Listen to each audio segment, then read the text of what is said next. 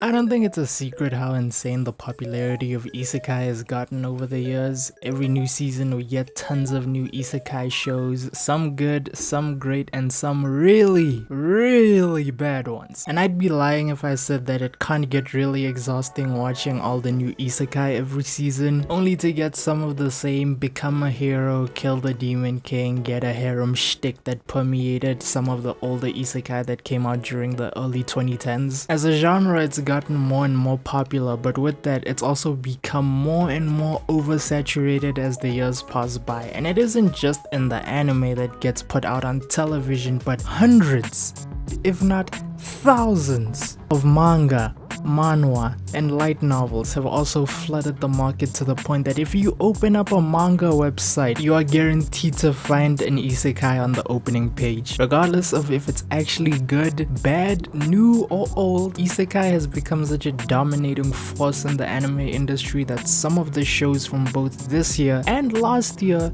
are written by the same authors. Fruit of Evolution and this season's I Got a Cheat Skill come from the same author, same with the greatest sage in my isekai life, but in all honesty, it kinda makes sense. All these shows are mediocre as hell. It's even worse on the webcomic and manhwa side of the industry because the oversaturation of isekai villainous stories is skyrocketing, and after experiencing this isekai fatigue for a while, after binging my 100th isekai or reading the 50th isekai manga, I started asking myself, has isekai become boring?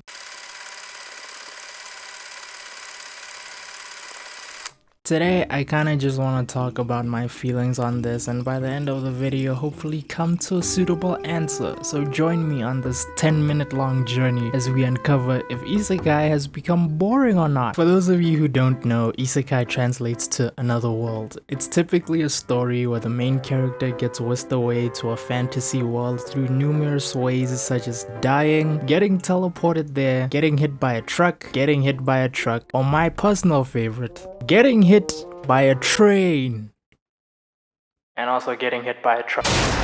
They enter this magic world, gather a group of companions, primarily female companions with big chesticles. They go on a journey to kill the demon lord, and then, well, nothing. It's kind of it. A lot of people would consider this type of story to be very easy to play around with. A lot of the time it isn't about the destination, and as cringe as it is to say this, it's about the journey. It's about seeing how our characters get to that point where they fight and kill the demon lord that we, the audience, are interested in. And even if the story isn't about that, there are plenty of other types of stories you could create with this single idea for a story alone. You're transported to another world? Well, you don't have to fight the demon lord. You can live in a forest and be a farmer. You died from overwork? Cool! Just ask God to reincarnate you as an immortal being that just wants to live a quiet and happy life killing harmless slimes until you become a god yourself. This is a really stupid title.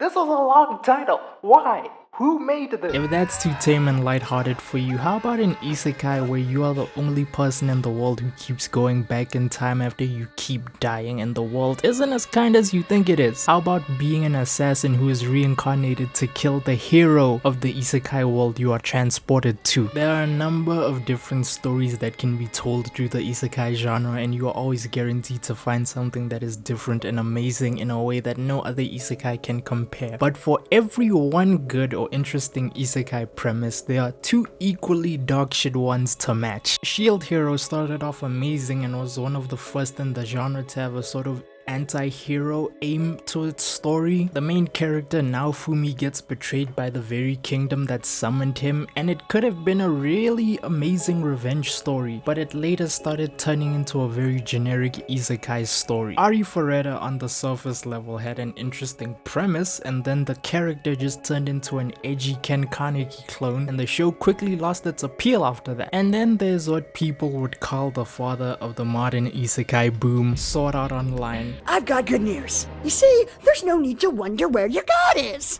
because he's right here! And he's fresh out of mercy. SAO is probably one of the most memed anime of all time, and as of the recording of this video, it is ranked the 5th most popular anime of all time on Mal. And I am sorry to say this, but how the fuck is this the 5th most popular anime of all time. When I mentioned that SAO was the father of the modern isekai genre, I meant it. A lot of the tropes you'd find in some of the most popular isekai shows at the time had the same elements that were in SAO. They weren't one-to-one clones, but things like RPG style gameplay, stat screens, harems, and overpowered protagonists. You would find these across almost every new isekai airing on any particular year in the 2010s. One of the many reasons I think these shows were so popular around the time was because of the rise of gamer culture. SAO in that sense was sort of ahead of its time with the rise of things like JRPGs and MMOs becoming more popular every year, and this eventually bled into the anime industry, but it wasn't about appealing to people who had an interest in genuine fantasy stories, but people who had a love for gaming. The reason most of these isekai felt so generic was because they were trying to appeal to a specific audience and not a larger audience as a whole, and the best way to do that would be to pump out the same type of content as much as possible for as long as possible, and this resulted in us getting some of the most generic power fantasy garbage isekai shows we'd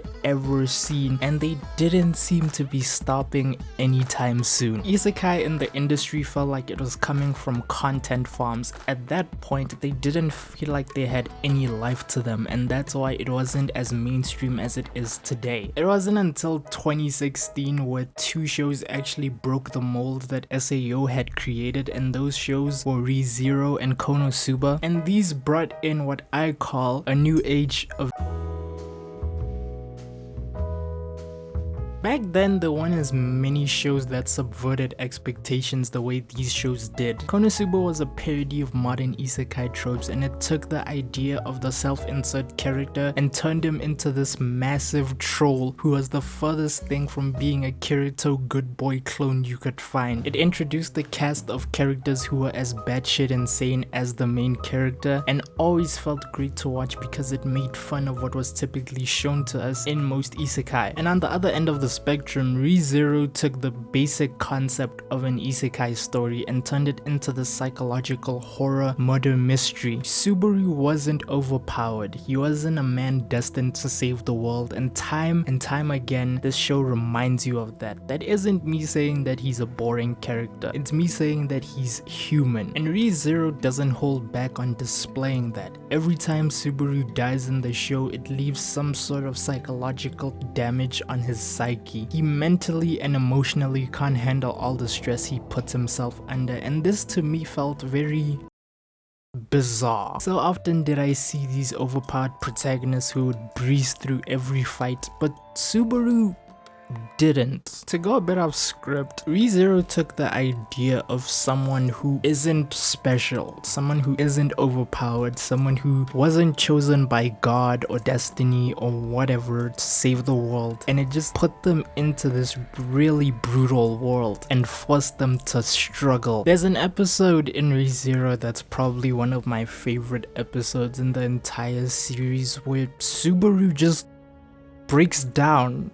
And this is really uncomfortable. This entire sequence, this moment right here where Subaru just breaks. It is so surreal to me that this came from an isekai story. A lot of the time, characters, in my personal opinion, in these isekai stories don't have that moment where they just stop functioning, where they stop being this overpowered protagonist. It's just moment to moment stuff that can quickly be forgotten very instantly when you click on the next episode. But Re:Zero doesn't do this, and that's the reason that Re:Zero is such a standout anime in the isekai genre. It shows you what would happen if a regular person was put into a situation like this with no powers, no magic weapons, no immortality, no harems, just a regular person trying to do what's right after failing time and time again. I really mean it when I say that Re:Zero and Konosuba were the first isekai that opened the floodgates for newer stories in the genre to start coming out. Tanya the Evil, Slime, Shield Hero, even older stories started receiving a resurgence in popularity and got even more popular because of that. Overlord, The Devil is a Part-Timer, and No Game No Life. Overlord already has 4 seasons, and even though it took damn near a decade, The Devil is a Part-Timer managed to finally get a second season. Am I just speculating if the popularity of Konosuba and ReZero are what caused the anime industry to look at these shows and try something new? Absolutely. But do I believe that without these shows we might not have gotten some of the shows we got today? 1000%. There's still a lot of garbage that comes out every new season, like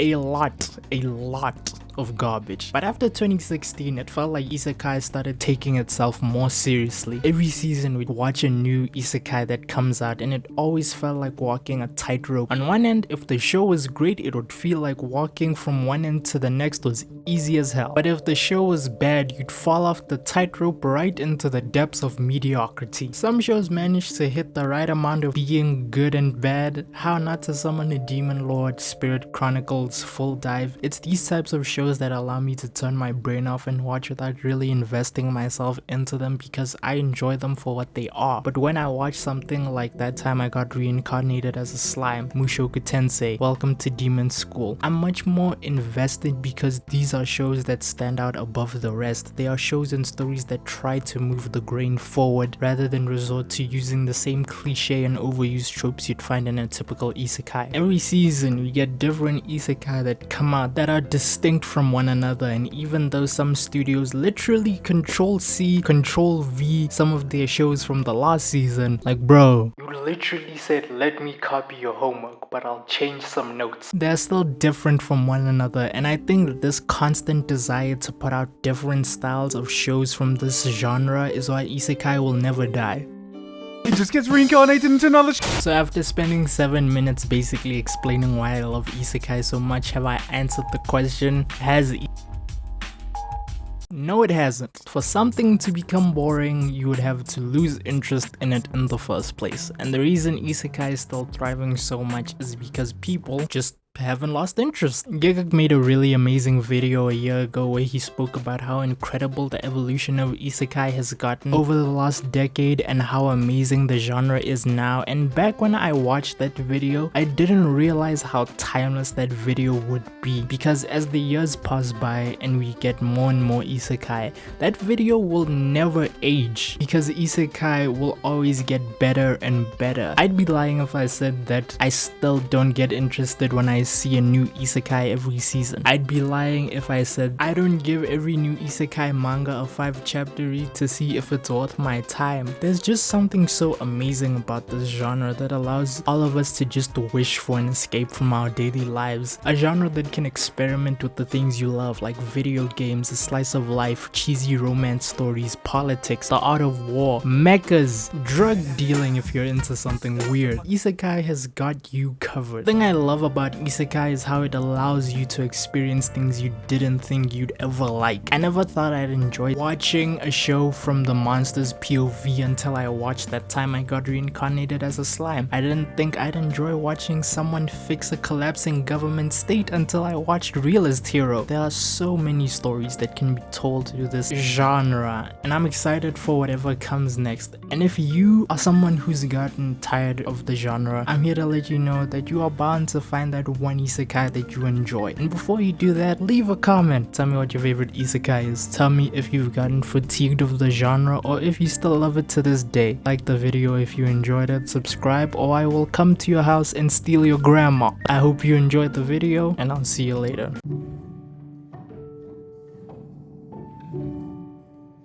Also, fuck this little shit Attack on Titan video in the near future.